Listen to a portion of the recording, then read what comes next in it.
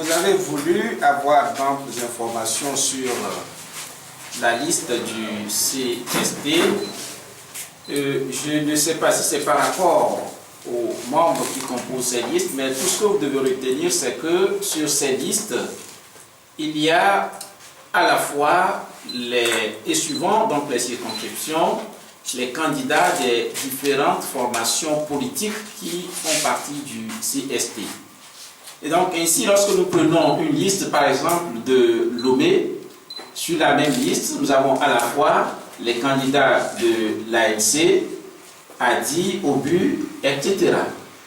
Et il est convenu que celui qui conduit la liste, la tête de liste, donc est censé représenter donc le collectif, non pas le collectif, les partis politiques donc, qui ont fait acte de candidature. C'est vrai puisque nous l'avons dit dans le collectif, il y avait à la fois des formations politiques et des organisations de la société civile. Et donc ce sont ces formations politiques qui ensemble ont présenté ces listes.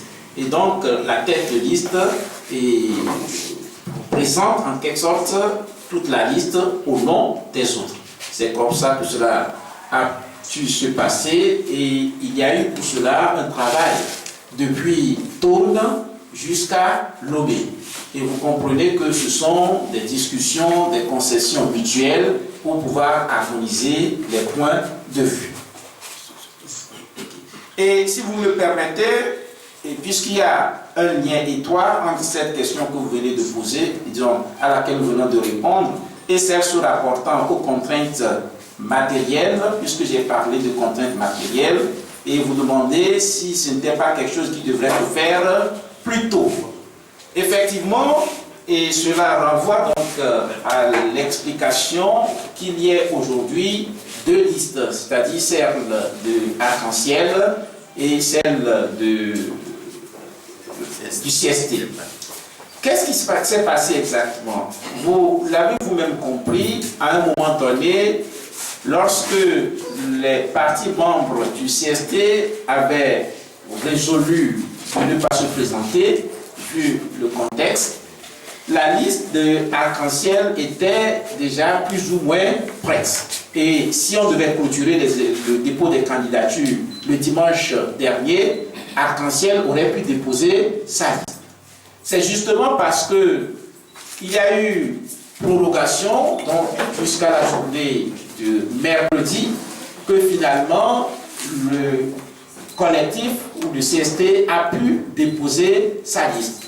Et vous savez qu'il devrait y avoir un travail d'harmonisation au sein donc, des membres, des partis politiques membres du CST. Et ce travail est fait durant toute la journée de lundi, mardi, mercredi. Et finalement, vous l'avez vu dans la déclaration, les candidatures n'ont pu être déposées que peu avant minuit.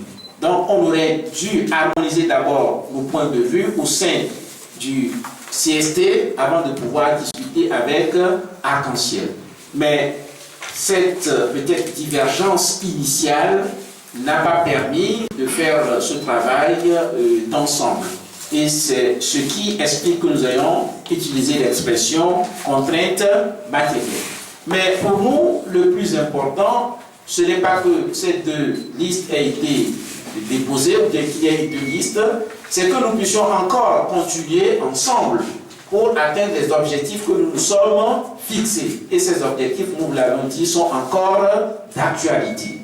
C'est-à-dire que nous devons malgré tout continuer les discussions, de sorte qu'on puisse obtenir un dialogue acceptable et que nous puissions donc aller aux élections dans des conditions qui puissent permettre de traduire fidèlement la position du peuple togolais. Et je crois que c'est la finalité, donc le but de chacun d'entre nous et pour le développement de notre pays. Et donc, il n'y a pas, en tout cas selon l'entendement du CST, une divergence fondamentale entre les deux organisations. Nous espérons toujours pouvoir coopérer, non seulement pour obtenir les conditions que nous avons toujours exigées, mais également assurer ensemble la transparence des élections et que la coalition puisse, et que l'opposition plutôt, gagne les prochaines élections.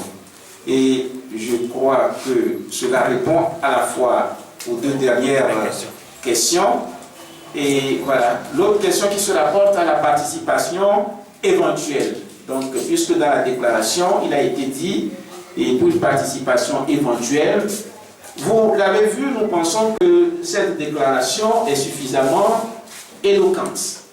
Nous vous avions dit que pendant longtemps, on a soutenu que l'opposition togolaise ne voulait pas aller aux élections. Nous avons aujourd'hui démontré donc, que notre volonté, conformément à nos affirmations, c'est que nous voulons aller aux élections. Et cela explique que nous ayons déposé donc les candidatures. Et nous avons invité également toutes les bonnes volontés à pouvoir agir, afin que le régime revienne également à de meilleurs sentiments, qui reviennent à la raison, pour que nous puissions organiser les choses dans de bonnes conditions. Vous comprenez que dans ce contexte, nous devons demeurer à la fois optimistes, mais aussi prudents. Optimistes et prudents. Et donc, ces exigences nous ont conduit à dire effectivement qu'il s'agit d'une participation éventuelle. Nous n'excluons pas la possibilité d'y participer, et puisque, bien évidemment, vous le voyez, nous avons déposé les actes, et nous avons fait acte de candidature, mais en tenant compte du contexte, si demain, nos candidats même se retrouvent encore en prison avant les élections, puisqu'on met en prison qui on veut, quand on veut, comme on le veut. Donc, pour ces raisons, nous préférons parler d'une participation éventuelle.